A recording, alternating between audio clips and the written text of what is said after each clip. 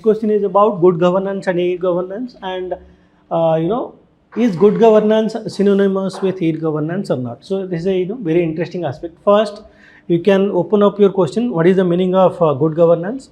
You can use Kautilya's maxim, that is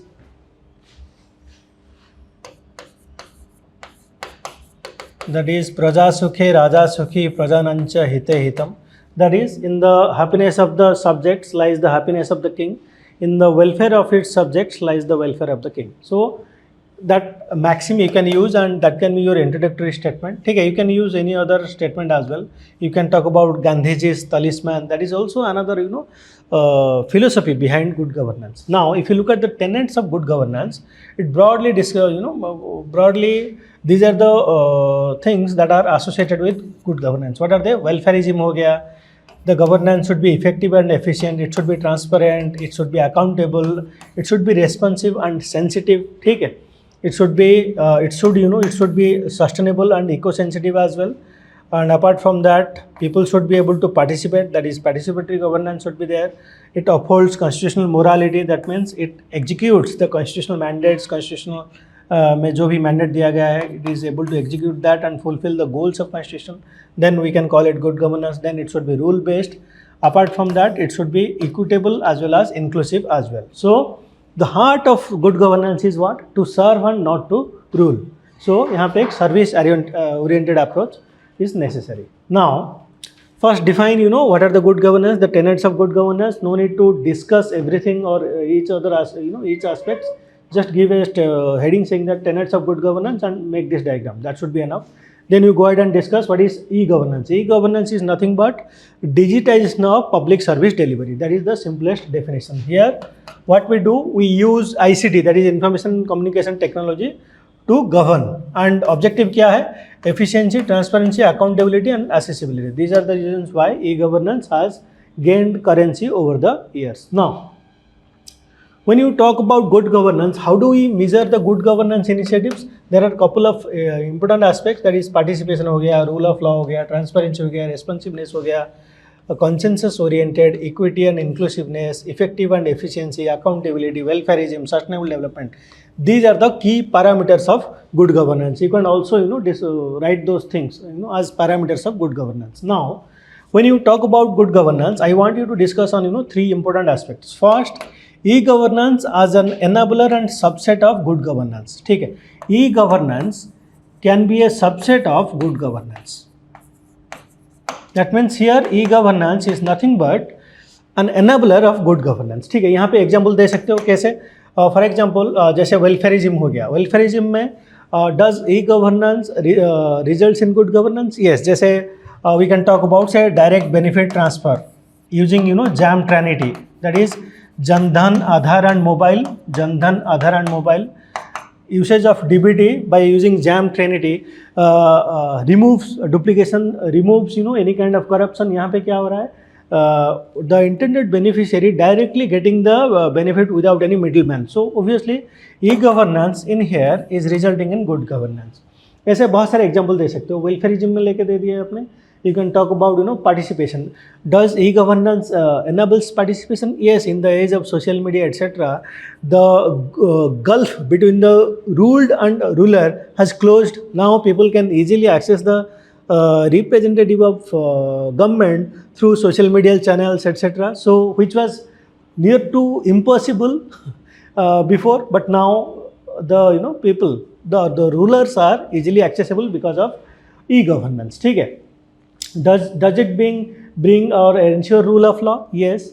Does it ensure transparency? You can talk about how transparency works, because अगर e-governance है, so you can file for any kind of public service through online mode only. What you can do, you can keep a tab how your particular file or case is moving, और कहाँ पे किसके पास जा रहा है, who is the responsible authority, etc. Prior to e-governance, these methodologies were completely opaque, but now it is bringing in transparency. बहुत example दे सकते हो यहाँ पे आप. ठीक है, it has made governance responsible. ठीक है, it also talks about what it made people inclusive, effectiveness, efficiency, ये सब हुआ है. So you can give examples on each of these parameters. ठीक है, consensus oriented हो गया. Yes, see, because of advent of social media and e-governance methodologies, the governance, ठीक है, G2C, government to citizen connect is more robust, more transparent, more effective, and more responsive. You can give 2-3 examples of this nature. So this is one aspect where you are talking about what e-governance as a subset of good governance. Then what we say sometimes, digitization of public service. The government may not be intending to go for good governance, but it may intend to go for say e-governance. ठीक है. So that kind of point of time, it also can result in, there can be convergence between e-governance as well as good governance. ठीक है. How? ठीक है. जैसे one example I can give, say for example UPI. ठीक है. UPI transactions, government enabled UPI so that we can build what, digital economy, but उसका एक unintended consequence is that it curbs black money, or it also brings in unaccounted money or unaccounted money to the formal channels, to the banking channels. ठीक है. So यहाँ पे ये example दे सकते हो. You can talk about what government is going for CBDC. ठीक है. That is central bank digital currency. यहाँ पे क्या होगा? One of the aspect of this will be what? That reduction of carrying out business in say printed money. ठीक है. So this will help government reduce the expenditure. So e-governance in this case, यहाँ पे क्या हो रहा है? Government is trying to digitize certain aspects of governance so that it becomes or becomes easier for them to govern, and that invariably results in good governance. ठीक है.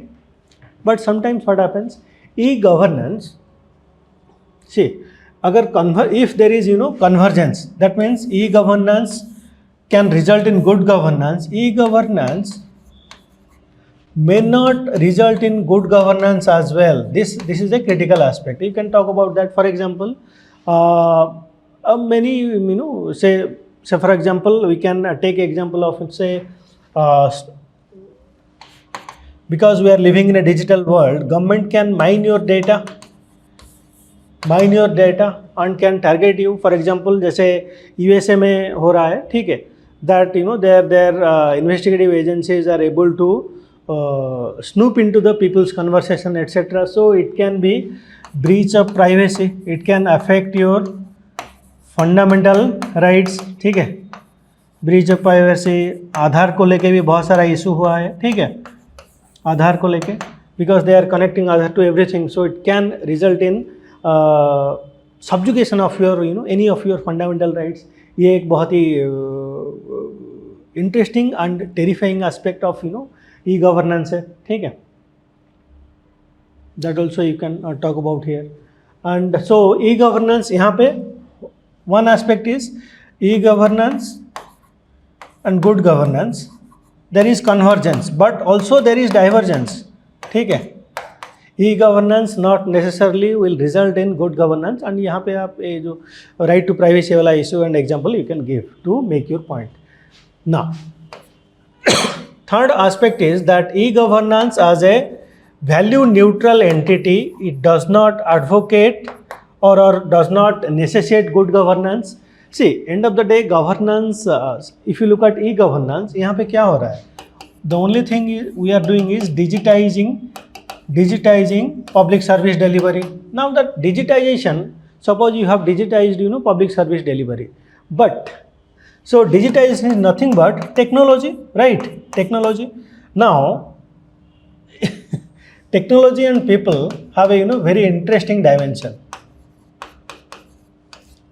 If the technology is good technology, but if it is in the hands of bad people, that means if it is in the hands of people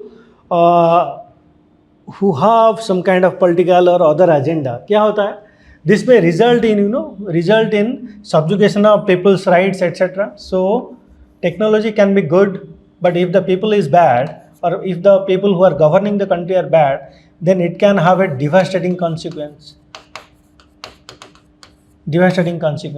ठीक है. So that is another important aspect.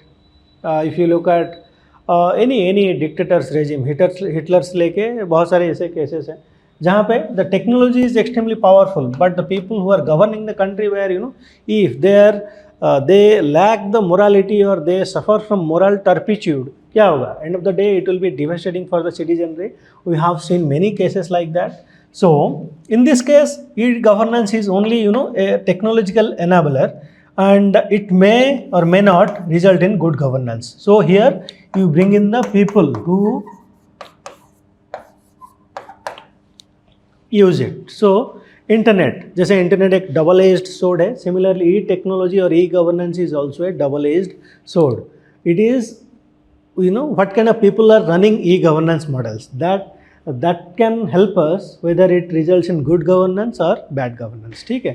So discuss that as well, that the people and the leaders who are dispensing the e-governance mechanisms, how good are they? So e-governance in itself will not result in good governance. The people engaged in e-governance also are as equal and important factor. That is what is you have to establish over here, saying that e-governance is a value neutral entity. Technology is a value neutral entity. Technology just like a knife, double edged sword hai. How you use it and who are the people who are using it, that is what is will determine ultimate consequence. Okay, that you have to discuss. These are the three things or three aspects you can discuss.